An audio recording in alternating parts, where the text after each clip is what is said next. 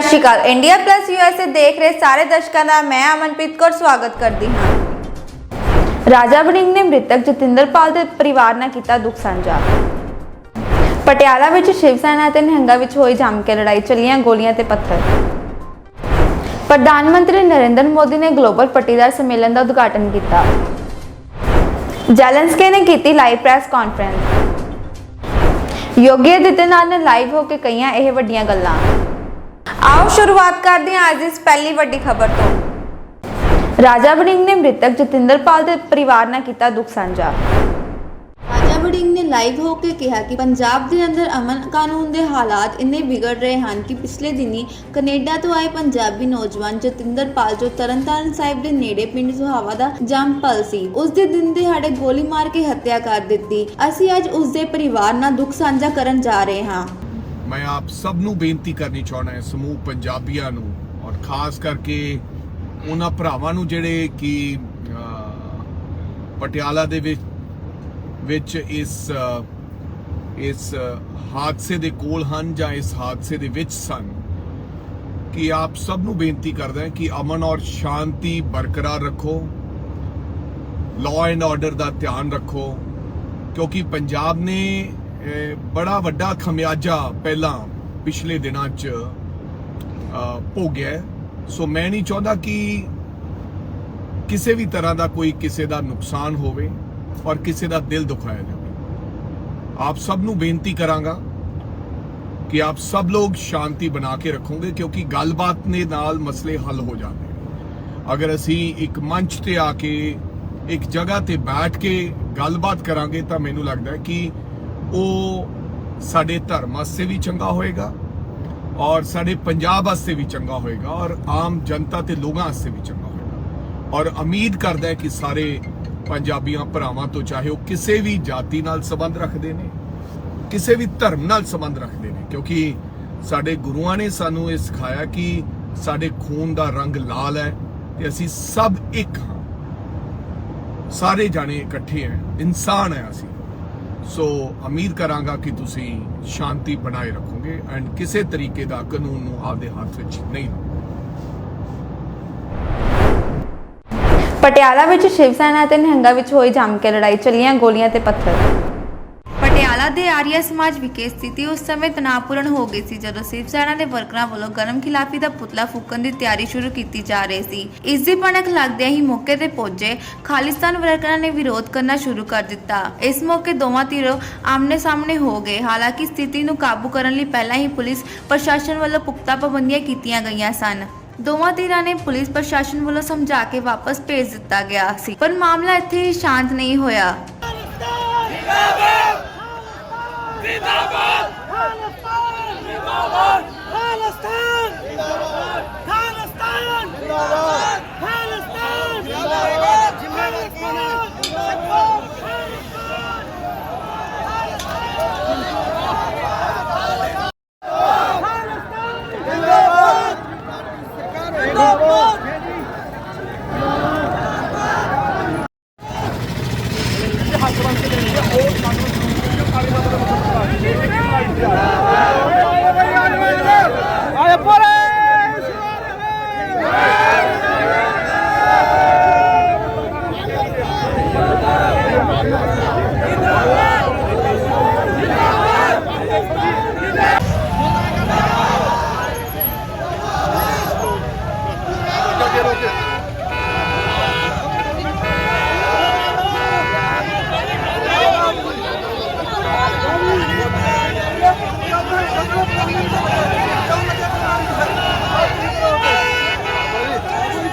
कोई गल नहीं।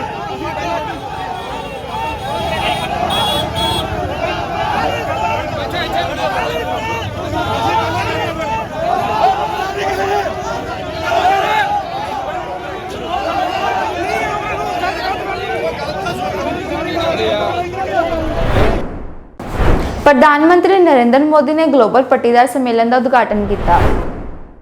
ਮੰਤਰੀ ਨਰਿੰਦਰ ਮੋਦੀ ਨੇ ਅੱਜ ਗਲੋਬਲ ਪਾਟੀਦਾਰ ਬਿਜ਼ਨਸ ਸਮਿਟ ਦਾ ਉਦਘਾਟਨ ਕੀਤਾ। ਪ੍ਰਧਾਨ ਮੰਤਰੀ ਨੇ ਦੁਪਹਿਰ 12 ਵਜੇ ਸਿਖਰ ਸੰਮੇਲਨ ਦਾ ਉਦਘਾਟਨ ਕੀਤਾ, ਜੋ ਕਿ ਗੁਜਰਾਤ ਦੇ ਸੂਰਤ ਵਿੱਚ ਹੋ ਰਿਹਾ ਹੈ। ਪੀਐਮ ਮੋਦੀ ਨੇ ਟਵੀਟ ਤੇ ਕਿਹਾ ਕਿ ਸੰਮੇਲਨ ਦਾ ਉਦੇਸ਼ ਨੌਜਵਾਨਾਂ ਨੂੰ ਉਦਮੀਸ਼ੀਲਤਾ ਤੇ मूल सृजना का उत्साह करना है। समाज के सभी वरिष्ठ जन, देश विदेश से आए सभी अतिथिगण, उद्योग जगत के साथी, देवी और सज्जनों, वैसे आज का कार्यक्रम ऐसा है कि गुजरात की सरकार और गुजरात भारतीय जनता पार्टी पूरी तरह आपके बीच होती, लेकिन आज एक कार्यक्रम का क्लैश हो गया। हमारे राष्ट्रीय अध्यक्ष भी आज अहमदाबाद में हैं, तो उनका भी एक बहुत बड़ा कार्यक्रम सभी सांसदों, विधायक और मंत्रियों के साथ है। तो मैंने कहा चलिए मैं जा रहा हूं मैं सवाल लूंगा तो वो सब दुविधा में थे, लेकिन मैंने उनसे कहा कि मैं जाऊंगा, आप चिंता मत कीजिए, आप अपना कार्यक्रम करते रहिए।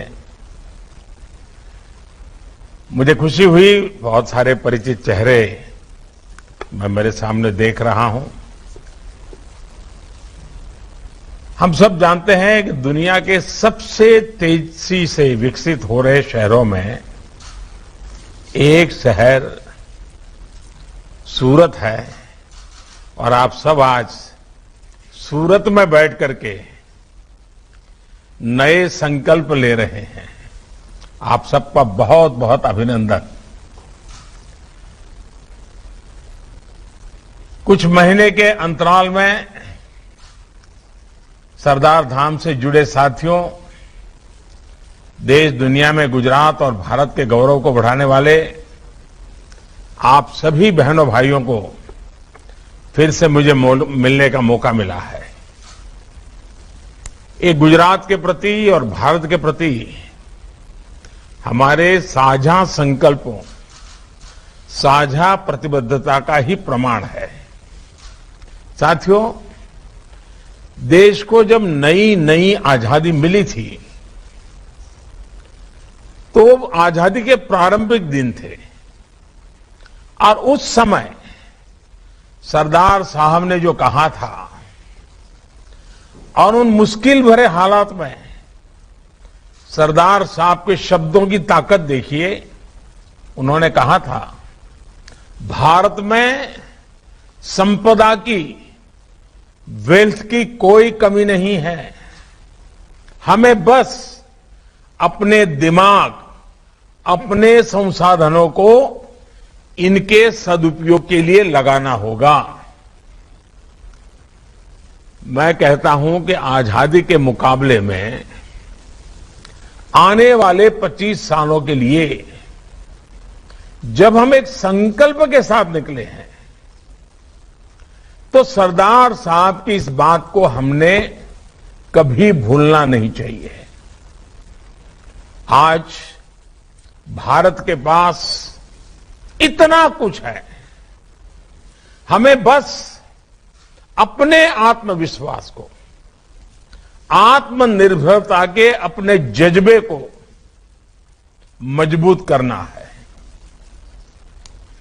ये आत्मविश्वास तभी आएगा जब विकास में सबकी भागीदारी होगी, सबका प्रयास लगेगा। साथियों, बीते 8 सालों में देश में बिजनेस का, उद्यम का, क्रिएटिविटी का एक नया विश्वास जगाने का प्रयास किया जा रहा है। अपनी नीतियां, अपने एक्शन के माध्यम से सरकार का निरंतर प्रयास है कि देश में ऐसा माहौल बने कि सामान्य से सामान्य परिवार का युवा भी एंटरप्रेन्योर बने, उसके सपने देखे, वो एंटरप्रेन्योरशिप पर गर्व करे। Make in India, make for the world, इसको नए भारत की नई संस्कृति बनाने के लिए मैं समझता हूं काम किया जा रहा है। इसलिए आधुनिक कनेक्टिविटी के इंफ्रास्ट्रक्चर के विकास, नए शहरों के निर्माण, पुराने शहरों में स्मार्ट सुविधाएं विकसित करने, नियमों, कायदों, दस्तावेजों, कंप्लायंसेस के बोझ से देश को मुक्त करने और इनोवेशन की, आइडिया की हैंड होल्डिंग, ऐसे सभी कामों पर एक साथ काम किया जा रहा है। साथियों, मुद्रा योजना आज देश के उन लोगों को भी अपना बिजनेस करने का हौसला दे रही है जो कभी इसके बारे में सोचते भी नहीं थे।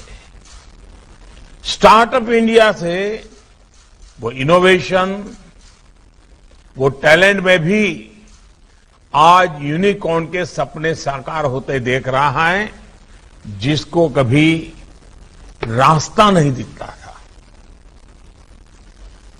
प्रोडक्शन लिंक इंसेंटिव यानी पीएलआई योजना ने पुराने सेक्टरों में तो मेक इन इंडिया का उत्साह तो भरा ही है, सेमीकंडक्टर जैसे नए सेक्टर्स के विकास की संभावनाएं भी उभर करके सामने आ रही है। अब देखिए, कोरोना काल की अभूतपूर्व चुनौतियों के बावजूद देश में एमएसएमई सेक्टर आज तेजी से विकास कर रहा है। लाखों करोड़ रुपए की मदद देकर एमएसएमई से जुड़े करोड़ों रोजगार बचाए गए और आज ये सेक्टर नए रोजगार का तेजी से निर्माण कर रहा है। यहां तक कि रेहड़ी ठेले जैसा बहुत छोटा व्यापार कारोबार करने वाला देशवासी भी आज भारत की ग्रोथ स्टोरी से अपने आप को जुड़ा महसूस करता है। पहली बार उसको भी पीएम स्वनिधि योजना से फॉर्मल बैंकिंग सिस्टम में भागीदारी मिली है। हाल ही में हमारी सरकार ने इस योजना को दिसंबर 2024 तक के लिए एक्सटेंड कर दिया है। साथियों, छोटे से बड़े हर व्यवसाय, हर कारोबार का देश के विकास में महत्वपूर्ण योगदान है। सबका प्रयास की यही भावना तो अमृत काल में नए भारत की ताकत बन रही है। मुझे खुशी है कि इस बार की समिट में आप इस विषय पर विस्तार से चर्चा कर रहे हैं અને જ્યારે સુરતના લોકોને મળી રહ્યો અને આટલી મોટી સંખ્યામાં દેશ વિદેશથી બધા આવ્યા હોય અને હમણાં ગગજીભાઈ બહુ ભાવુકતાપૂર્વક વિસ્તારથી બધી વર્ણન કરતા હતા। એક નવી આશા અને ઉમંગ જગાવે એવી વાતો હંમેશા ગગજીભાઈ પાસે હોય છે। તમે ગગજીભાઈ જોડે વાત કરો તો નિરાશાનું નામ જ ના હોય। હંમેશા કંઈક નવું કરવાની વાત એ કદાચ ગગજીભાઈનો સ્વભાવ જ બની ગયો છે અને સમાજ માટે કરવાનું, જાત ઘસીને કરવાનું અને એના જ કારણે આ બધા કામો સફળ થતા હોય છે। પણ આજે જયારે હું તમારી વચ્ચે જરા મન ખોલીને વાત કરતો હોઉં છું, આપણે વિચાર કરવો પડે કે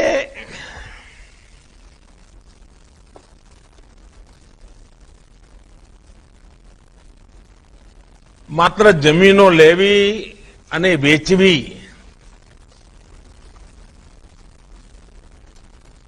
બધા હસવા માંડ્યા છે।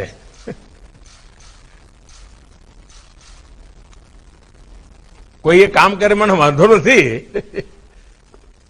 પણ એ જ કરવાનું છે। પછી મોટી મોટી યોજનાઓ અને મોટી મોટી સ્કીમો અને પછી આટલા ફ્લેટ બનાવીશું ને આટલા બંગલા બનાવીશું ને ચલો એ પણ એક કામ છે. હીરાની દુનિયામાં તો આપણે હીરા બનાવી ગયા, પણ હું આજે કંઈક જુદા ક્ષેત્રોમાં તમને લઈ જવા માંગુ છું. અને મને ખાતરી છે કે ગગજીભાઈ મને બરાબર સમજે છે, એટલે ગગજીભાઈ બરાબર પકડશે. ભલે આપણે આ સમિટ દર 2 વર્ષે કરતા હોઈએ, પણ મારું એક સૂચન છે ગગજીભાઈ કે એક 10-15 ગ્રુપ બનાવો સમાજના, અને એમાં 25-30% વડીલો હોય જે અનુભવી છે, અને 40-50% તરવરિયા જુવાન હોય જેમની પાસે નવી દુનિયાની ખબર છે, અને એમને વિષયો વહેંચી દો અલગ અલગ કે ભાઈ બતાવો આ વિષયમાં આપણે ગુજરાતમાં આગળ વધવું હોય અથવા દેશમાં આગળ વધવું હોય તો દુનિયામાં શું છે, એના માટે રો મટીરિયલનું શું છે, માર્કેટનું શું છે, સરકારની નીતિઓમાં શું વાંકા પડે એવું છે, વાંધું પડે એવું શું છે. આનું બરાબર એક એક વિષય લઈને કામ કરે. અને સરકારને પણ આજે તમારું નાનું ગ્રુપ હોય એમ્પાવર ગ્રુપ, એ સરકારને નીતિઓ બનાવવા માટે થઈને ડોક્યુમેન્ટેશન કરાય, ચીજો આપે. એને કહે સાહેબ આમાં આપણે આગળ વધવું હોય તો અત્યારની તમારી આ નીતિઓ અને કાયદામાં ઉણપ છે, એનો વિચાર થાય. પછી એક સરસ ડોક્યુમેન્ટ તૈયાર કરે બેન્કિંગ માટે કે ભાઈ બેન્કિંગ આ બધી બાબતમાં આગળ આવતી નથી. હવે મને ખબર છે અમારે ત્યાં દર અઠવાડિયે તમારા ડાયમંડ વાળા એક ફરિયાદ કરે છે, બેંકો વાળાએ અમને નામું નક્કી નાખ્યું છે, કંઈક કરો અમારું. તો નીતિઓમાં ક્યાં ભૂલ છે, કેમ પ્રાયોરિટીના પ્રશ્નો ઉભા થાય છે. એવી રીતે ફિનટેક આખો કારોબાર ફાઇનાન્સની દુનિયામાં ટેકનોલોજી, આવા અલગ અલગ વિષયો આપણે નક્કી કરીએ કે ભાઈ આ વખતે 10 વિષયો કરવા છે, અને 10 વિષયોમાં પછી એમાં બહારના એક્સપર્ટ પણ લઈએ, એકેડેમિશિયન્સ લઈએ, અને કોઈ પણ ચીજ ગ્લોબલ સ્ટાન્ડર્ડનો જ વિચાર કરવા, એનાથી નીચે વચવાનું નહીં. અને હું આપને વિશ્વાસ આપું છું કે તમારા આ ગ્રુપ આ પ્રકારના આખા ડોક્યુમેન્ટેશન કરીને જો મારો સમય માગશે તો હું વારાફરતી એમને સમય આપીશ, એમના પ્રેઝન્ટેશન જોઈશ, સરકારના લોકોને પણ બેસાડી સાથે બીજા વિભાગોના, અને આપણે સાથે મળીને નીતિઓ બદલવાની હોય. ઇવન યુનિવર્સિટીમાં કોર્સીસ બદલવાની જરૂર પડે. ઘણીવાર કેટલાક વિષય એવા હોય કે આપણને યુનિવર્સિટીમાં ભણાવવામાં ભાઈ આ હવે જમાનો જતો રહ્યો, હવે આ ભણાવવું પડે. સ્કિલ ડેવલપમેન્ટમાં બદલ કરવો હોય તો એમાં વિચાર કરાય. તો એક તો આના ઉપર આપણી ટીમ કઈ કામ કરી શકે કે. બીજું એક મને લાગે છે કે ભારત સરકારે જે નેશનલ એજ્યુકેશન પોલિસી લાવી છે એનઈપી, હિન્દુસ્તાનમાં શિક્ષણ નીતિ આટલો બધો આવકાર પામે, એનું આટલું બધું ગૌરવ થાય, એ પોતે જ એક મોટી ઘટના છે. હિન્દુસ્તાનમાં ગમે તે રાજનીતિક વિચારધારાના લોકો હોય, ગમે તે એકેડેમિક દુનિયાના લોકો હોય, બધાએ એને ગૌરવપૂર્વક સ્વીકાર કર્યો છે. તમારે ત્યાં પણ એક ટીમ બનાવો, કારણ કે મેં જોયું છે કે શિક્ષણમાં પણ આપણા સમાજના લોકો ઘણું કરી રહ્યા છે. પણ આ નેશનલ એજ્યુકેશન પોલિસીનો સ્ટડી કરીને આપણા સમાજના લોકો જે એકેડેમિકમાં રહ્યા છે, અને ગુજરાતના બાકી લોકો પણ, આપણા ગુજરાત અથવા આપણે જે દિશામાં જવા માંગીએ છીએ હિન્દુસ્તાનના કોઈ પણ ખૂણામાં, એમાં આપણે આ નેશનલ એજ્યુકેશન પોલિસીનો 100% લાભ લેવા માટે આપણે આપણી વ્યવસ્થાઓમાં નીતિ નિર્ધારણમાં શું બદલ કરી શકીએ, આ એક બીજું કામ. ત્રીજું મારે સાથીઓ આપને કહેવું છે, અહીં મારી સામે બધા જે લોકો છો ને 99% ખેડૂતના દીકરા છો. હવે તમે સુરતમાં કરોડો રૂપિયામાં રમતા હો, મને કઈ આનંદ થાય મારા માટે, પણ ભાઈ આપણી જળ જે છે ને એ તો આપણું ખેતર જ છે, ખેતી જ છે, આપણા વડવાઓનું જે તપ છે ને એ જ છે. હવે મને કહો કે આપણે આટલા બધા આગળ વધ્યા, આપણી ખેતી આગળ વધી, આપણા ખેતીના ક્ષેત્રમાં ઇન્વેસ્ટમેન્ટ આવે છે. લગભગ જમીન પર બિલ્ડર આવે ને મોટી ઇમારત બનાવી દે, કમાણી થાય એ વાત જુદી છે. સાચ અર્થમાં જ્યારે હવે નર્મદાનું પાણી ગુજરાતને ખૂણે ખૂણે પહોંચ્યું છે, ત્યારે હું ઈચ્છું કે ગુજરાતની ખેતી આધુનિક બનાવવા માટે એ પણ એક મોટો બિઝનેસ છે. તો માની ચાલો, દુનિયાનું પેટ ભરવાની તાકાત છે આપણામાં, પરંતુ આપણે આપણા સંસાધનોનો ઉપયોગ પૂરતો નથી કરતા. એકાદ બે ખેડૂતો પ્રગતિશીલ હોય, સારી રીતે કરતા હોય. મારી તમને વિનંતી છે કે ગુજરાતની જમીનોનો પૂર્વ અધ્યયન કરનારી એક ટીમ બનાવો. એગ્રીકલ્ચર યુનિવર્સિટી સાથે, એગ્રીકલ્ચર ડિપાર્ટમેન્ટ સાથે મળીને, અને તમે વિચાર કરો કે આજથી 25-50 વર્ષ પહેલા જે કોઈ દીર્ઘદ્રષ્ટા લોકો હતા, એમાં સરદાર સાહેબ પણ હતા, જો ગુજરાતમાં ડેરી ઉદ્યોગ વિકસ્યો ના હોત, પશુપાલન અને ડેરી જો ના હોત, તો દુષ્કાળગ્રસ્ત આપણું ગુજરાત રહેતું હતું. અને જો દૂધની દુનિયામાં આપણે ના પહોંચ્યા હોત, તો આપણા ગામડાની અને આપણા ખેડૂતોની દશા શું થઈ હોત ભાઈ? મૂલ્ય વૃદ્ધિ થઈ, આજે દુનિયામાં નામ થઈ ગયું અમૂલનું. અને આપણી બનાસ ડેરી હોય કે સાગર ડેરી હોય, તો કાઠિયાવાડમાં કચ્છમાં ડેરી આપણી ઊભી થઈ છે. પશુપાલન અને દૂધને એક મોટી તાકાત આ બધી વ્યવસ્થાઓથી મળી ગઈ. એવી જ તાકાત કૃષિ પેદાશોને મળી શકે. એગ્રો બેઝ ઇન્ડસ્ટ્રી, હું તમારી પાસે આશા ના કરું તો કોની પાસે કરું ભાઈ? જેમ હીરો ચમકાવી શકો ને ભાઈ, એમ મારા ખેડૂતની મહેનત અને એના પરસેવાને તમે ઓર ચમકાવી શકો એટલી તાકાત છે. અને તેથી ફૂડ પ્રોસેસિંગ ખૂબ મોટું ક્ષેત્ર છે. પૂરી દુનિયાની અંદર મોટા માર્કેટની સંભાવના છે. આપણે હજુ એમાં ઘણા પાછળ છીએ, કારણ પ્રાઇવેટ ઇન્વેસ્ટમેન્ટ ખેતીમાં આવી નથી રહ્યું. અને આપણો ખેડૂત, નાના ખેડૂતો છે મોટા ભાગના, આપણે ત્યાં 1 એકર 2 એકર જમીન હોય. પરંતુ જો મોટા પાયા પર તમારે ત્યાં પ્લાન કરીને આધુનિક ખેતી, ખેત ઉત્પાદન પણ ચીલા ચાલુ નહીં. હવે તમે વિચાર કરો કે તમે બધા ખેડૂતના દીકરા અરબો ખરબોમાં રમતા હો, અને મારા દેશને 80,000 કરોડ રૂપિયાનું ખાવાનું તેલ બહારથી લાવવું પડતું હોય, તો ભાઈ પછી હું તમારી પાસે કઈ આશા રાખું કે ના રાખું?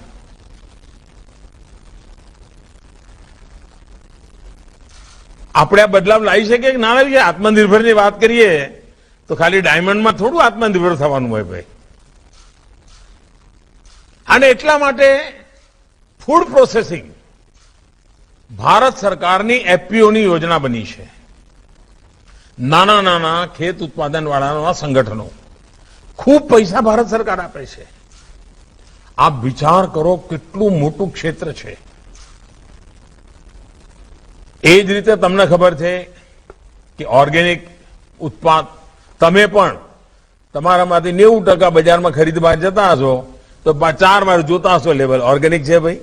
કેરી ખાવા લેવા જાવ તોય ઓર્ગેનિક જોવો તમે. હવે તો ઘરમાં આપણી બધી માતાઓ બહેનો પણ ઓર્ગેનિક લાયા છે એમ કહેતા હોય. જમવા બેસાડો તો કહે કે હા આજે શાકભાજી ઓર્ગેનિક છે, અમારે તો ખાવ જરા એમ કે. હવે જો આ આકર્ષણ આપણા ઘરના ડાઇનિંગ ટેબલ સુધી પહોંચ્યું હોય, તો આપણે હવે આપણા સદનસીબે ગુજરાતના ગવર્નર આચાર્ય દેવવ્રતજી સમર્પિત ભાવે પ્રાકૃતિક ખેતીનું અભિયાન ચલાવી રહ્યા છે. ગુજરાતના ખેડૂતોએ પ્રાકૃતિક ખેતીને ગળે લગાવી છે. આપણે એમાં વ્યાપારિક બુદ્ધિથી જોડાઈ શકીએ, નેચરલ ફાર્મિંગમાં. એ જ રીતે જેમ દૂધમાંથી બધી જુદી જુદી પ્રોડક્ટ અને ડેરી ઉદ્યોગ વિકસ્યો, એવી તાકાત ગોબરમાં છે. આપણે ગોબરધન મોટો પ્રોજેક્ટ ભારત સરકારે નક્કી કર્યો છે. તમે બધા ઉદ્યોગકારો, તમે જે જિલ્લામાંથી આવો છો, એ જિલ્લામાંથી જેમ ડેરીનું આખું મોડેલ છે, એવું ગોબરધનનું મોડેલ બનાવી શકો. અને એમાંથી ગેસ ઉત્પાદન થાય, ગેસનું ઇન્ડસ્ટ્રીમાં વેચાણ થાય અને એમાંથી પ્રાકૃતિક ખાતર તૈયાર થાય, એ પણ લોકોને જાય. આપણે ત્યાં ઉમરેઠમાં એક પ્રોજેક્ટ છે, હમણાં મેં મારે ત્યાં કાશીમાં, જ્યાં હું MP છું, ત્યાં બનાવ્યો છે. આપણે ત્યાં બનાસ ડેરી એ સરસ બનાવ્યું છે. આ બધા ખેતી સાથે જોડાયેલા છે, એ આપણે કરી શકીએ. આપણી એક સપનું છે ગુજરાતમાં કે આપણો અન્નદાતા ઉર્જાદાતા બને. ખેતી, ખેતર અને ઉદ્યોગ. શા માટે આપણા ખેડૂતને ગાઈડ ના કરી? નહીં, શેઢાની જમીન, બે પડોશી જોડે ઝઘડા ના, એટલે 2 મીટર જમીન આપણી બરબાદ થાય છે. ઓલો એ વાડ કરે ને આ એ વાડ કરે, 2 મીટર જમીન બરબાદ થાય છે. એના ઉપર ખાલી સોલાર પેનલ લગાવીને આપણા ખેડૂતોને અન્નદાતા ઉર્જાદાતા બી બની શકે, આપણું ગામડું સમૃદ્ધ થઈ શકે. ગુજરાત સરકારે નીતિ બનાવેલી છે, ખેડૂતો વીજળી ઉત્પાદન કરે તો એને ખરીદવાની નીતિ બનાવેલી છે. પણ આમાં તમારે ઉદ્યોગ જગતના લોકોએ જોડાવવું પડે, આપણી યંગ જનરેશનને જોડાવવું પડે. હું એટલા માટે ગામ આધારિત અર્થકારણનું તમારી પર આગ્રહ રાખું છું, કારણ કે ઘણીવાર આપણને મોટું મોટું તો સરસ દેખાય છે, પરંતુ પાયાના આ કામ માટે તમે અમારી મદદ કરી શકો. અને હું 100% કહું છું કે તમે કરી શકો. એ જ રીતે એક સેવાનું કામ, આ આઝાદીનો અમૃત મહોત્સવ છે. એક સપનું આપણે જોયું છે. પહેલાના જમાનામાં આપણને ખબર છે કે કોઈ મોટી ઘટના બની હોય, કોઈ મોટો વિજય થયો હોય તો ગામમાં વિજય સ્તંભ લગાવ્યો હોય, કોઈ ગામની અંદર બહુ મોટી ઘટના બની હોય તો ગામનો ગેટ બનાવ્યો હોય. આ તો આપણે ઇતિહાસમાં જોતા આવ્યા છીએ. આઝાદીના 75 વર્ષ થયા, એની યાદગીરીમાં આપણે શું કરી શકીએ જે આવનારી પેઢી યાદ રાખે? ભાઈ, આ ભારતના આઝાદીના 75 વર્ષ થયા તો આ કામ આપણા ગામમાં થયું. અને એટલા માટે એક નાનકડી વાત મેં કરી છે કે દરેક જિલ્લામાં 75 મોટા તળાવ બનાવી શકીએ. અમૃત સરોવર નામ મેં આપ્યું છે. એક જિલ્લામાં 75. આપ વિચાર કરો, એ પાણી આપણે સફળ થયા જ્યારે ગુજરાતની અંદર હું હતો અને ચેકડેમની વાત કરી. મેં સુરતના બધા લોકોને એ વખતે જોડ્યા હતા અને તમે બધા એમાં મને મદદ પણ કરી હતી. અને ગુજરાતમાં આપણે આખું ચેકડેમનું માળખું બનાવ્યું અને આપણા પાણીના તળ ઉપર આવ્યા. પાણીના તળ ઉપર આવ્યા તો એની જમીનની પણ કિંમત ઉપર ગઈ. હવે આપણે આ એક જિલ્લામાં 75 તળાવ, અને તળાવ એટલે મામૂલી નહીં, પર્યટનનું કેન્દ્ર બની જાય, આકર્ષણનું કેન્દ્ર બની જાય. સાંજ પડે ગામના વડીલો ત્યાં જઈને બેસવાનું મન થાય એવા તળાવ. આઝાદીના અમૃત મહોત્સવ નિમિત્તે 75 તળાવ એક જિલ્લામાં, 5 જિલ્લા, 10 જિલ્લા, 15 જિલ્લા તમે દત્તક લઈ શકો. અને આ 15મી ઓગસ્ટ પહેલા કંઈક કરી બતાવી શકો. તમને થશે કે અમે તો અહીંયા કારખાના નાખવાની વાત કરતા હતા, મોદી સાહેબ તો પાછા જ્યાંથી આવ્યા હતા ત્યાં મોકલે છે. મૂળ એ જ તાકાતવાળું છે ભાઈ. આપણે આજે જે ફૂલા ફાલ્યા છીએ ને, એનું કાળ પેલી જડો આપણી મજબૂત હતી. એ જડો સુકાઈ ન જાય એને મજબૂત કરવા માટે આપણે કંઈક વિચાર કરી શકીએ. અને આમાં પણ ટેકનોલોજી છે, આમાં પણ આધુનિકતા છે, આની અંદર પણ દુનિયાના બજારને કબજે કરવાની તાકાત છે. ક્વોલિટી ખેત પેદાશો અને ફૂડ પ્રોસેસિંગ ખૂબ મોટી શક્તિ ધરાવે છે. એવું જ હમણાં મેં ગુજરાતમાં આયુર્વેદનું એક મોટી સમિટ મેં કરી. દુનિયામાં ભારતના આયુર્વેદની માંગ વધી રહી છે, કોરોના પછી વધી છે. મેં જોયું છે કે કેટલાક જવાનિયાઓ આયુર્વેદના ક્ષેત્રમાં સરસ સ્ટાર્ટઅપ ઉભા કર્યા છે.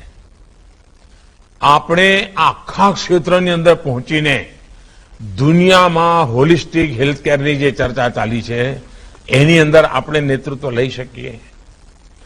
એટલા બધા ક્ષેત્રો છે સાથીઓ કે સાચ અર્થમાં સુરત કે અમદાવાદ કે વડોદરા કે ભાવનગર જેવા મોટા શહેરોની બહાર જઈને પણ આપણે એક નવું આર્થિક સામ્રાજ્ય ઉભું કરી શકીએ.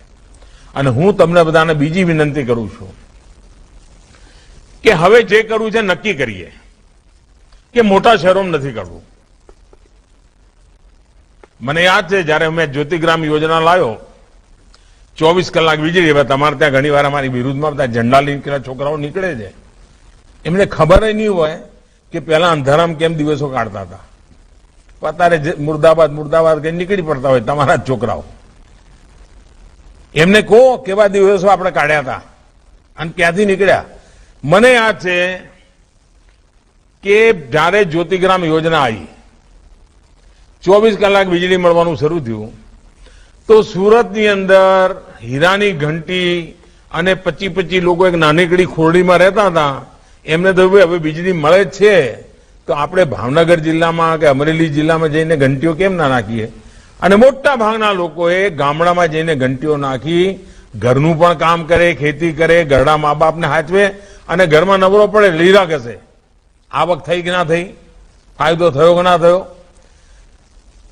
આ બદલાવ જે આવ્યો, 24 કલાક વીજળી મળી અને ગુજરાતના ગામડામાં હીરાની ઘંટી લઈ ગયા. તમે જ બધા લઈ ગયા અને મારી સામે, મારી આંખો સામે બધું તમે આ કરેલું છે. અને હું એના માટે તમારા જેટલા વખાણ કરતો હતો ઓછા હતા.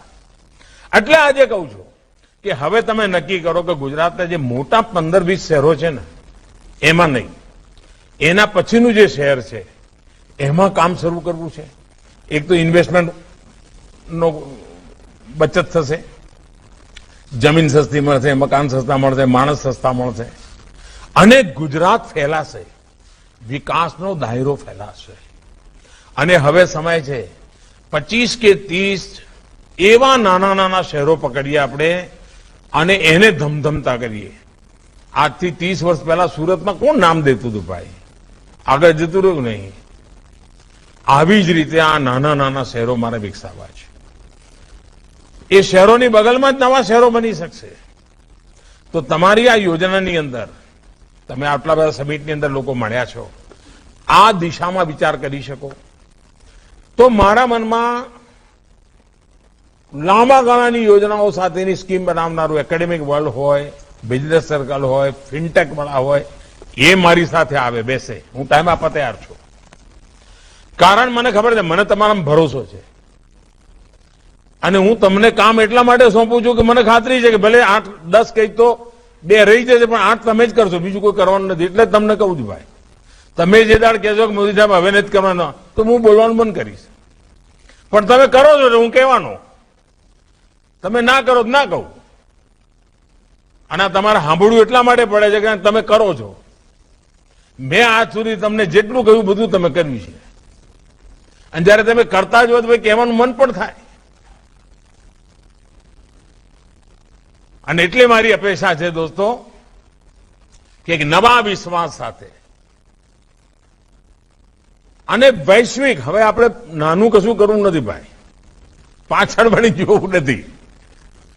એક નવા હું માનું છું કે આપણા જવાનીઓ, તમે એક સારું કામ કર્યું છે કે આપણા પરિવારના ત્રીજી પેઢી જે છે એ છોકરાઓ સરસ ભણવા ભણવામાં પણ હવે જગ્યામાં નહીં રહે છે. તમારે ત્યાં ઘણા ટાબરિયાઓ મને મળવા આવતા હોય છે, મને આનંદ થાય છે એમને મળવું. તો તદ્દન નવા વિચારો લઈને આવે છે, નવું કરવાના મૂળ સાથે આવે છે. શિક્ષણમાં પણ નવું શીખવાની વૃત્તિવાળા બાળકો છે. આ મોટી એસેટ છે આપણી. એને ધ્યાનમાં રાખીને આ સમિટને આપણે આગળ લઈ જઈએ તો 2 વર્ષે ભલે મોટી સમિટ કરીએ, પણ દર વચ્ચેનું જે 1 વર્ષ હોય એમાં પેલા જે ગ્રુપ બનાયા હોય એની વચ્ચે વિચાર કરીને આપણે આગળ વધીએ અને 8 કે 10 ચીજો પકડીએ, એમાં છાઈ જવું છે. પછી 2 વર્ષ પછી બીજી 10 ચીજો પકડીશું. તો મને ખાતરી છે તમારી આખી ટીમ નવું વિચારનારી છે, આગળનો વિચાર કરનારી છે, ટેકનોલોજીનો સદુપયોગ કરનારી છે. મારી તમને ખૂબ શુભેચ્છાઓ છે. તમારા બધા વચ્ચે મળવાની વાતો કરવાનો મોકો મળ્યો એટલે જે મનમાં આવતું ગયું બધું કહેતો ગયો છું. એમાં જેટલું પકડાય એટલું પકડજો. એ આવજો. રામ રામ બધા.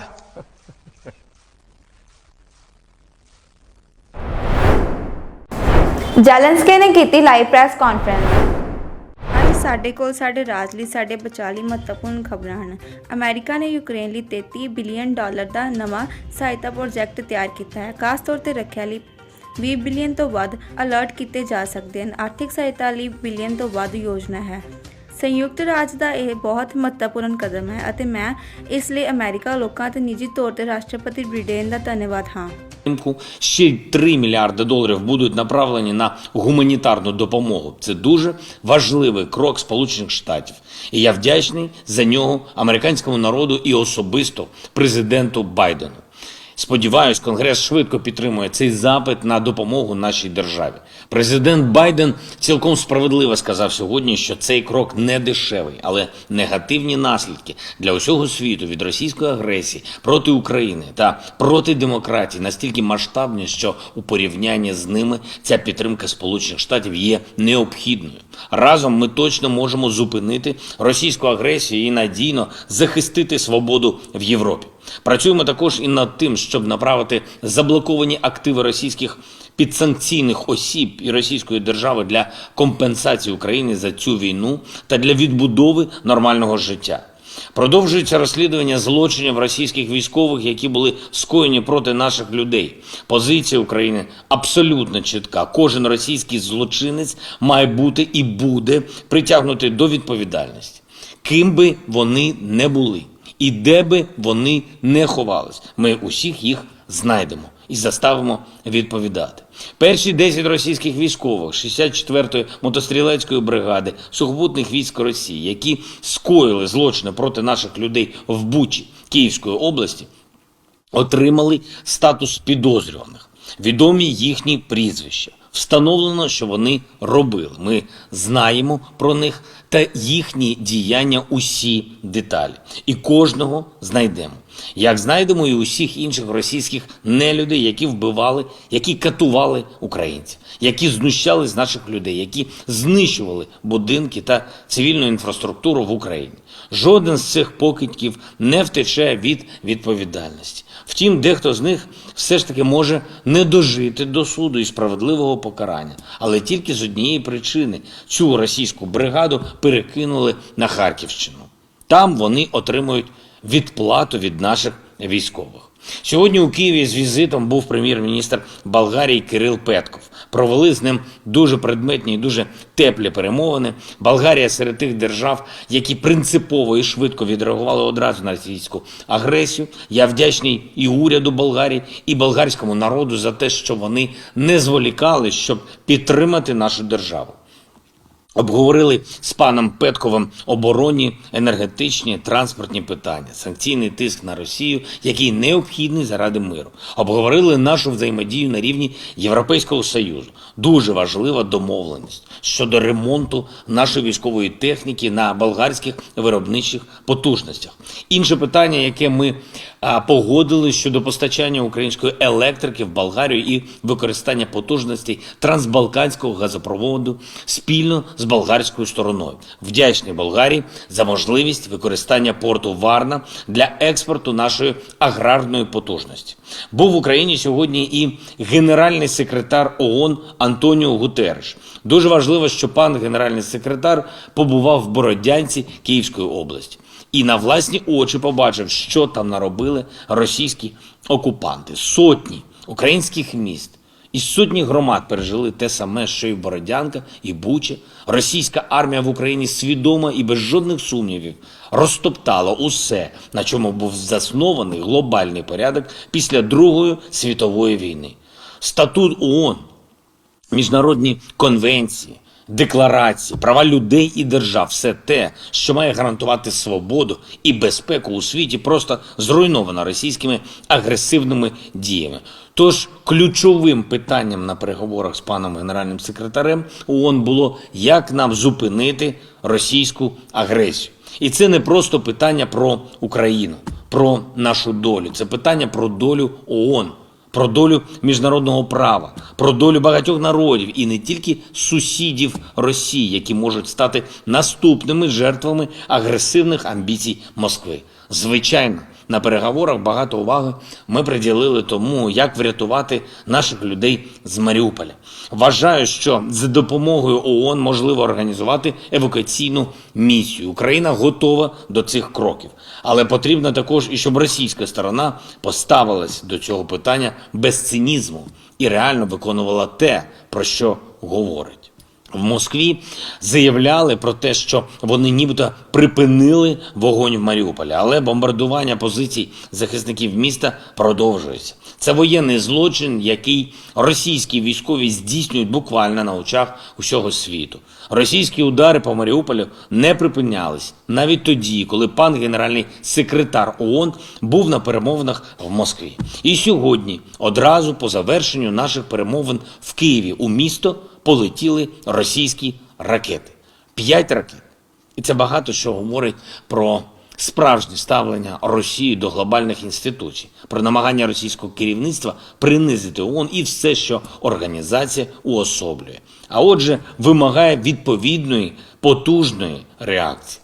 Російські ракетні удари по Україні, по Києву, Фастову, Одесі, Хмельницькому та іншим містам вкотре засвідчують, ще не можна розслаблятись, не можна думати, нібито війна вже закінчується, нам ще потрібно боротись, ще потрібно гнати окупантів. Сьогодні російська армія продовжила спроби наступу на сході нашої держави, на Донбасі. Пробує просуватися у південних регіонах. Збройні сили України стримують загарбників, і я вдячний кожному нашому захиснику, кожній нашій захисниці, які тримають позиції. Робимо все для того, щоб допомогти нашій армії, щоб забезпечити військових усією необхідною зброєю. Кожного разу в контактах з партнерами я наголошую на тому, що зброя для України саме зараз, саме тих видів, які ми запитуємо, і саме тоді, коли ми її потребуємо. Це порятунок не тільки для наших людей, це порятунок для всіх вас, для всієї Європи. Вдячний тим з партнерів, хто це розуміє і хто допомагає переконати інших. Перед записом вечірнього звернення підписав указ про нагородження наших героїв. Державними нагородами відзначені 214 військовослужбовців Збройних сил України. Із них 14 посмертно. Вічна пам'ять усім, хто віддав життя за Україну. Вічна слава усім, хто став на захист держави. Слава Україні! ਯੋਗੀ ਆਦਿੱਤਿਆਨਾਥ ਨੇ ਲਾਈਵ ਹੋ ਕੇ ਕਹੀਆਂ ਇਹ ਵੱਡੀਆਂ ਗੱਲਾਂ। ਯੋਗੀ ਆਦਿੱਤਿਆਨਾਥ ਨੇ ਲਾਈਵ ਪ੍ਰੈਸ ਕਾਨਫਰੰਸ ਨੂੰ ਸੰਬੋਧਨ ਕਰਦੇ ਹੋਏ ਕਿਹਾ ਕਿ ਕਿਸੇ ਵਿਅਕਤੀ ਦਾ ਨਿਰਣਾ ਸਿਰਫ ਉਸ ਦੀ ਸਰੀਰਕ ਬਣਤਰ ਤੋਂ ਨਹੀਂ ਸਗੋਂ ਉਸ ਦੀ ਸੋਚ, ਉਸ ਦੀ ਬੁੱਧੀ ਅਤੇ ਉਸ ਦੀ ਹਿੰਮਤ ਦੁਆਰਾ ਕੀਤਾ ਜਾਂਦਾ ਹੈ। कल्याण विभाग के मंत्री श्री नरेंद्र कश्यप जी, कुलपति डॉक्टर शकुंतला मिश्रा पुनर्वास विश्वविद्यालय प्रोफेसर राणा कृष्णपाल सिंह जी, अपर मुख्य सचिव दिव्यांगजन सशक्तिकरण विभाग श्री हेमंत राव जी,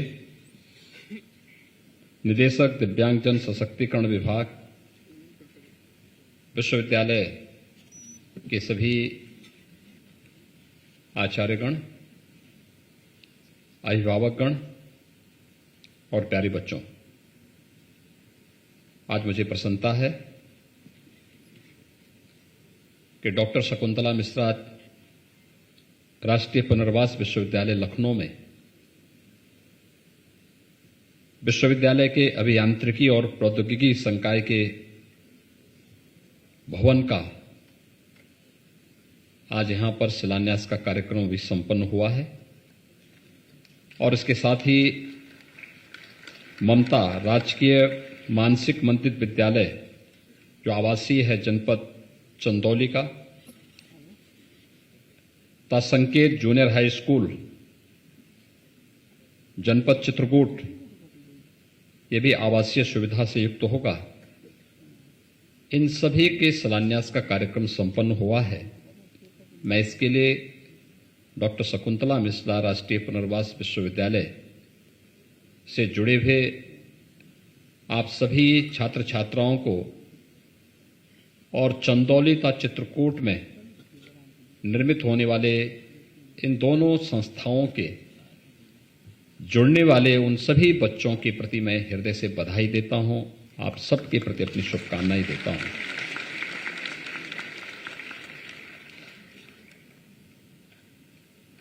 वास्तव में जब मैं आपको देखता हूं तो मुझे लगता है कि व्यक्ति का मूल्यांकन केवल उसकी शारीरिक बनावट से ही नहीं हो सकती, बल्कि उसकी सोच, उसकी बुद्धिमत्ता, उसके विवेक और उसके साहस से उसकी पहचान बनती है। और भारत तो इस मामले में दुनिया के अंदर तो इस प्रकार के अनेक उदाहरण हैं। जब भले ही शारीरिक रूप से किन्हीं कारणों से वो व्यक्ति अपने को सक्षम न मानता रहा हो, लेकिन उसकी बुद्धिमत्ता ने, उसके विवेक ने, उसके साहस ने उसे दुनिया के सामने एक आदर्श के रूप में प्रस्तुत किया। और भारत तो इसका उदाहरण है। हम जब भारत की ऋषि परंपरा की बात करते हैं तो सबका ध्यान सहसा ही ऋषि अष्टावक्र की ओर जाता है। मध्यकाल में भक्ति काल के एक महाकवि हुए थे सूरदास। उनकी रचनाओं से कौन ऐसा भारतीय होगा, और हिंदी साहित्य का कि मैं रुचि रखने वाला कौन ऐसा भारतीय होगा जो महाकवि सूरदास से विभूत न हुआ हो। और आपने देखा होगा जब सूर और तुलसी की भक्तिकालीन रचनाओं की हम तुलना करते हैं तो हमें कहीं भी सूरदास ऐसा नहीं लगता है कि वह जन्म से दृष्टिबाधित रहे हों। उनकी रचनाएं हमें एक नई दिशा दे देती हैं।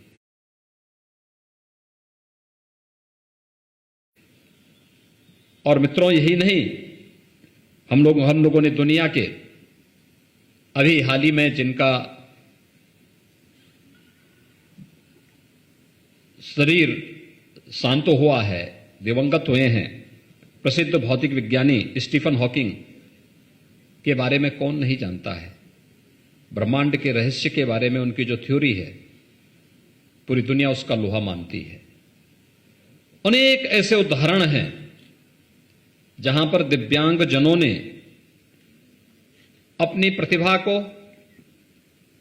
अपनी बुद्धिमत्ता का लोहा देश और दुनिया के सामने मनवा करके अपनी इस असीम ऊर्जा को सबके सामने उसकी अलग छाप छोड़ी है।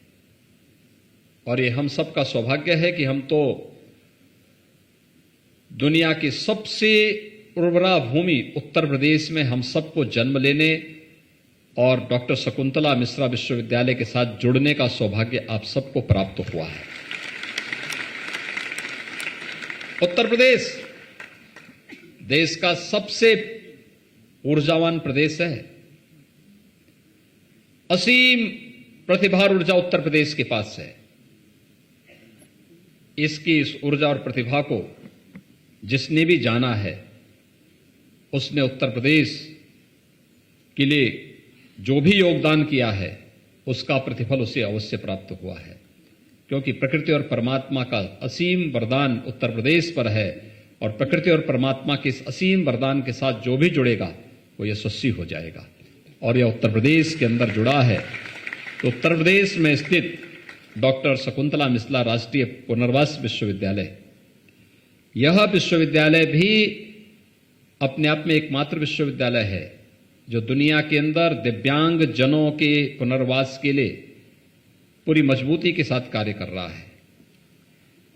सबसे बड़ी खूबी ये कि विश्वविद्यालय में आधे बच्चे दिव्यांगजन हैं और आधे सामान्य बच्चे हैं। दोनों आपस में एक साथ मिलकर के जब कार्य करते हैं, एक बेहतर समन्वय और संवाद, एक दूसरे की ऊर्जा का स्मरण और स्पंदन विश्वविद्यालय को एक नई ऊंचाई की ओर लेके जा रहा है। और अब तो विश्वविद्यालय के पास अपना स्वयं का अभियांत्रिकी और प्रौद्योगिकी संकाय भी स्थापित होने जा रहा है। मैं इसके लिए विश्वविद्यालय परिवार को हृदय से बधाई देता हूं। और जो भी इस विश्वविद्यालय के इस संकाय के साथ जुड़ेंगे, उन सब का मैं अभी से अभिनंदन भी करता हूं। आज यहां पर और भी तमाम कार्यक्रम प्रारंभ होने जा रहे हैं। टैबलेट और स्मार्टफोन वितरण की एक अभिनव योजना हमारी सरकार ने विगत वर्ष ही प्रारंभ की थी। यानी अभी इस योजना को प्रारंभ हुए 6 महीने भी नहीं हुए हैं, और आज हम 800 से अधिक बच्चों को अकेले डॉक्टर शकुंतला मिश्रा पुनर्वास विश्वविद्यालय में ही ये टैबलेट और स्मार्टफोन का वितरण करने जा रहे हैं। और मुझे बताते हुए प्रसन्नता है कि अकेले लखनऊ में अब तक हम लोगों ने 1,06,151 स्मार्टफोन और टैबलेट उपलब्ध करवाए हैं, जिसमें से जो वितरित हुए हैं स्मार्टफोन 44,720 वितरित हो चुके हैं और टैबलेट 31,029 अब तक वितरित किए जा चुके हैं। और आज अकेले इस विश्वविद्यालय में 868 बच्चों को ये सुविधा यहां पर उपलब्ध हो रही है, जिसमें 858 को यहां पर वितरित हो रहा है। 58 को हम लोगों ने एकाना विश्वविद्यालय में जब इस कार्यक्रम का शुभारंभ किया था उस समय इस विश्वविद्यालय से भी 10 बच्चों को ये सुविधा वहां पर उपलब्ध करवाई गई थी। प्रधानमंत्री जी की उस मंशा को, डिजिटल इंडिया की इस मंशा को पूरा करने के उद्देश्य से हम लोग इस कार्यक्रम के साथ जुड़े हैं। और हम लोगों ने इस सदी की सबसे बड़ी महामारी कोरोना के दौरान इस समस्या को देखा था, बहुत नजदीक से महसूस किया। इससे प्रभावित कोई एक क्षेत्र हुआ है तो क्षेत्र शिक्षा का, हर एक क्षेत्र पर प्रभाव पड़ा। बहुत सारे लोगों ने अपने प्रियजनों को खोया है, बहुत कुछ अर्थव्यवस्था पर इसका असर, बुरा असर भी पड़ा। लेकिन जो सर्वाधिक प्रभावित क्षेत्रों में से एक था उसमें से शिक्षा का क्षेत्र भी सर्वाधिक प्रभावित हुआ। स्कूली शिक्षा प्रभावित हुई, कॉलेजेस की शिक्षा प्रभावित हुई, तकनीकी शिक्षा प्रभावित हुई, प्रैक्टिकल्स नहीं हो पा रहे थे। और उन स्थितियों में हम लोगों ने प्रारंभ में व्यवस्था की ऑनलाइन एजुकेशन हो, लेकिन कितने बच्चे ऐसे हैं जिनके पास स्मार्टफोन खरीदने की क्षमता नहीं थी, टैबलेट खरीदने की क्षमता नहीं थी।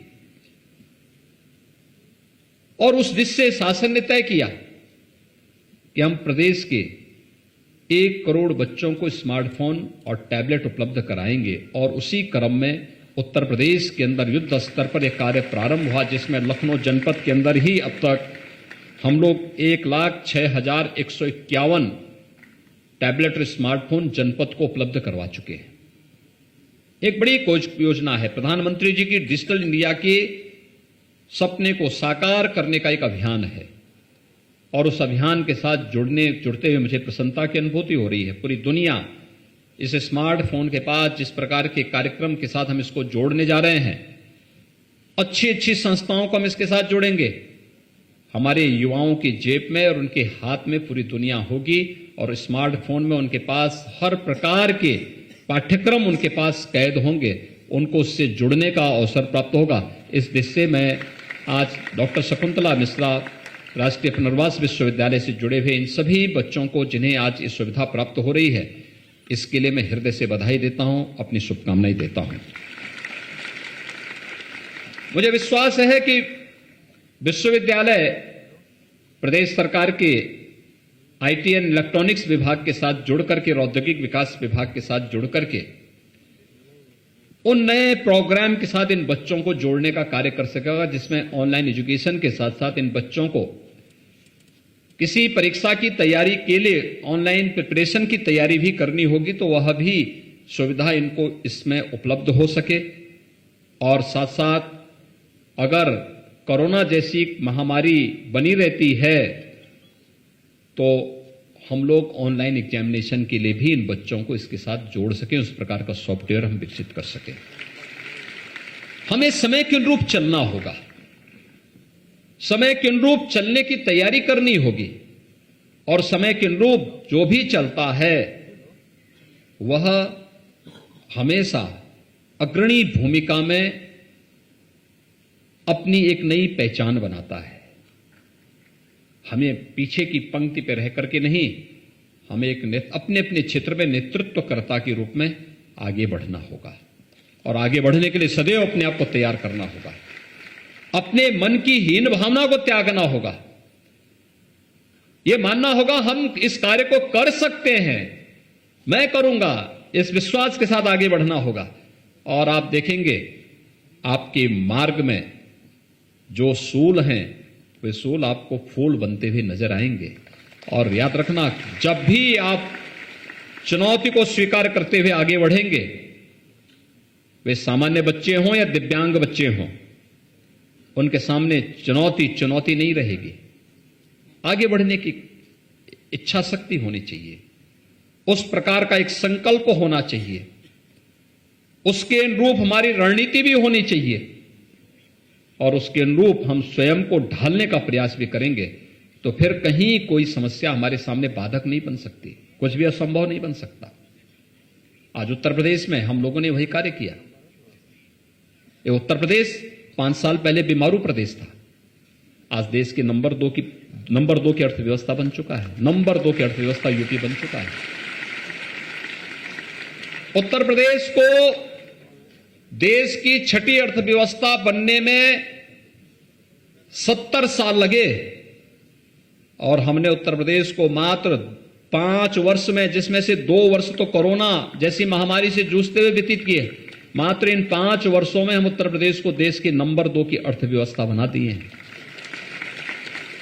इच्छा शक्ति होनी चाहिए, कार्य करने की जो एक मजबूत इच्छा शक्ति है और हर चुनौती से जूझने की एक प्रवृत्ति होनी चाहिए, वो हमें निरंतर हमारा मार्ग प्रशस्त करेगी। और उत्तर प्रदेश में सब संभव है। उत्तर प्रदेश यही उत्तर प्रदेश है जिस उत्तर प्रदेश में आज से 5 साल पहले दंगे होते थे, गुंडागिर्दी होती थी, अराजकता फैलती थी। आज उत्तर प्रदेश में सर्वत्र शांति है, सौहार्द है, अराजकता गुंडागिर्दी के लिए कोई जगह नहीं है।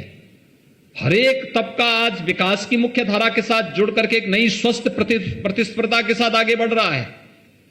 जब इस स्वस्थ प्रतिस्पर्धा के साथ आगे बढ़ रहा है, तो हमारे शिक्षण संस्थानों को भी, विश्वविद्यालय हो, महाविद्यालय हो, इन सबको भी इस स्वस्थ प्रतिस्पर्धा के साथ जुड़ने के लिए अपने आप को तैयार करना पड़ेगा। उत्तर प्रदेश अगर हर एक फील्ड में आगे बढ़ रहा है, तो कोई कारण नहीं कि हम भी उस स्वस्थ प्रतिस्पर्धा का हिस्सा न बन जाएं। बन सकते हैं।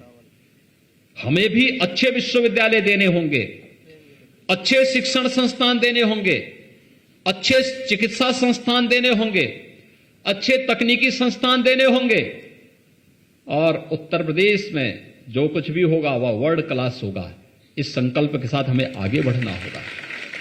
और इसलिए सरकार के पास आज किसी प्रकार के संसाधनों की कमी नहीं है। फिजूल खर्ची के लिए कोई पैसा हमारे पास नहीं, लेकिन हां, हर एक व्यक्ति की जरूरत को पूरा करने के लिए और उसकी आवश्यकता के अनुरूप उस प्रकार के प्रचुर संसाधन सरकार के पास हैं। सरकार उसमें सहयोग देना चाहती है, सहयोग करना चाहती है, आपका सहयोग भी लेना चाहती है। और उस सहयोग के साथ, एक टीम वर्क के साथ, जब उत्तर प्रदेश 25 करोड़ जनता बोलती है, तो 25 करोड़ की आवाज एक स्वर में उत्तर प्रदेश के विकास के लिए जब निकलती है, तो उत्तर प्रदेश की ताकत बनती है। ये हमारी सबसे बड़ी ताकत है, हमारी पूंजी है। लोग बोलते थे कोरोना में इतनी बड़ी आबादी को कैसे संभालेंगे। मैं कहता था हमारी ताकत 25 करोड़ की आबादी है, सब मिलकर के कार्य करेंगे तो हम कोरोना को भी परास्त कर देंगे। लोग कहते थे कि आपके यहां 1 करोड़ प्रवासी कामगार और श्रमिक वापस आएंगे, कैसे संभालेंगे। मैं कहता था इसकी चिंता आपको नहीं करनी है, 25 करोड़ की आबादी है, 1 करोड़ और आ जाएगी, कोई असर नहीं पड़ने वाला है, कोई असर नहीं पड़ने वाला है। वे प्रवासी कामगार और श्रमिक कहीं बाहर के नहीं है, यहीं यूपी के ही रहने वाले हैं, तो अपने घर आ रहे हैं। ये हमारे लिए उनकी प्रतिभा और उनकी स्किल का लाभ उठाने का एक अवसर है। हम उनका स्किल मैपिंग करेंगे, उनको यहीं काम पे लगाएंगे। लेकिन जिन लोगों ने उन्हें लावारिस छोड़ा था, उन प्रदेशों में आज वहां के उद्योग बंद हो गए, वहां के कारोबार चरमरा गए, और उत्तर प्रदेश ने उन्हें हाथों हाथ लिया। उत्तर प्रदेश में नए नए उद्योग लग रहे हैं। उत्तर प्रदेश में आज के दिन पर हमारे पास स्किल मैन पावर की कोई कमी नहीं है। हमें पहचानना होगा, हर एक व्यक्ति के पास कुछ ना कुछ क्षमता है। अयोग्यो पुरुषो नास्ति, यही तो हमारा शास्त्र कहता है। कुछ भी अयोग्य नहीं है, हर एक के अंदर कुछ ना कुछ गुण जरूर है, और उस गुण को कैसे आगे बढ़ाना है, उसका उपयोग कैसे करना है, ये हमारी संस्थाओं को करना होगा। और इस दृष्टि से आज मुझे आपके बीच में यहां पर आकर के प्रसन्नता हुई। प्रदेश सरकार ने जो पिछले 5 वर्ष के दौरान कुछ कार्य किए, खासतौर पर एक हम आभारी हैं प्रधानमंत्री मोदी जी के, जिन्होंने विकलांग की जगह दिव्यांग शब्द दिया और दिव्यांग जन शब्द ने आपको दिव्य ऊर्जा का एक नया स्रोत माना है। आपके पास एक दिव्य शक्ति है जो आपको आगे बढ़ने के लिए प्रेरित करती है और उस दिव्यांग शब्द को जोड़ करके आपके आत्म मनोबल को और आत्म सम्मान को बढ़ाने का काम प्रधानमंत्री मोदी जी ने किया है। दूसरा, 2017 में जब हम लोग आए थे, प्रदेश में दिव्यांग जनों को मिलने वाली पेंशन की राशि कुल 300 रुपया थी। उस समय हमारे आर्थिक स्थिति राज्य की अच्छी नहीं थी। हमने उसे पहले बढ़ा करके 500 रुपया किया और अभी दिसंबर में हमने इस राशि को बढ़ा करके 1000 रुपया प्रति माह यानी 12,000 रुपये सालाना करने की व्यवस्था कर दी। इसी प्रकार से राज्य सरकार की ओर से तमाम अन्य कार्यक्रम किए गए हैं। खासतौर पर पहले यहां पर जो वार्षिक जो बजट होता था दिव्यांगजन कल्याण विभाग की, यह मात्र 660 करोड़ रुपए थी। हमने इसको बढ़ा करके 1150 करोड़ रुपए से अधिक का करके इसमें तमाम अन्य संभावनाओं को आगे बढ़ाने का कार्य किया है। इसी प्रकार से प्रदेश के अंदर जो पेंशन की राशि पहले दिव्यांग जनों को प्राप्त होती थी, मात्र 8,75,000 दिव्यांग जनों को ये सुविधा मिलती थी। आज मुझे बताते हुए प्रसन्नता है कि 11,26,000 से अधिक दिव्यांग जनों को इस पेंशन की सुविधा का लाभ, जिसमें 12,000 रुपये सालाना हम राज्य सरकार से दे रहे हैं, उन्हें इस सुविधा का लाभ भी हम उपलब्ध करवा रहे हैं। ऐसे ही कुष्ठावस्था पेंशन की योजना में भी पहले मात्र 4,765 इनकी संख्या थी, आज हम 11,584 ऐसे नए लोगों को इस सुविधा का लाभ उपलब्ध करवा रहे हैं। कृत्रिम अंग उपकरण में भी दिव्यांगजनों को अधिकतम अनुदान पहले 8,000 रुपये दिया जाता था, इस समय हम लोग उसे 10,000 रुपया उपलब्ध करवा रहे हैं और साथ साथ कृत्रिम अंग भी देने की एक व्यवस्था, सहायक उपकरण, कृत्रिम अंग उपकरण देने की व्यवस्था भी हम इसके साथ कर रहे हैं। हम लोगों ने 21-22 में यानी पिछले 5 वर्ष में 17-18 से 21-22 तक 2,56,165 दिव्यांगजनों को कृत्रिम अंग उपकरण भी वितरण करने के कार्य राज्य सरकार की ओर से किए गए। दिव्यांगजनों को परिवहन निगम की बसेज में मुफ्त में बस की सुविधा भी देने का कार्य राज्य सरकार ने किया था। जबकि ਇਹ ਸਨ ਅੱਜ ਦੀਆਂ ਮੁੱਖ ਖਬਰਾਂ। ਮੈਨੂੰ ਅਮਨਪ੍ਰੀਤ ਨੂੰ ਦਿਓ ਇਜਾਜ਼ਤ ਤੇ ਹੋਰ ਵਧੇਰੇ ਖਬਰਾਂ ਦੇ ਲਈ ਜੁੜੇ ਰਹੋ ਇੰਡੀਆ ਪਲੱਸ USA ਦੇ ਨਾਲ। ਸਤਿ ਸ਼੍ਰੀ ਅਕਾਲ।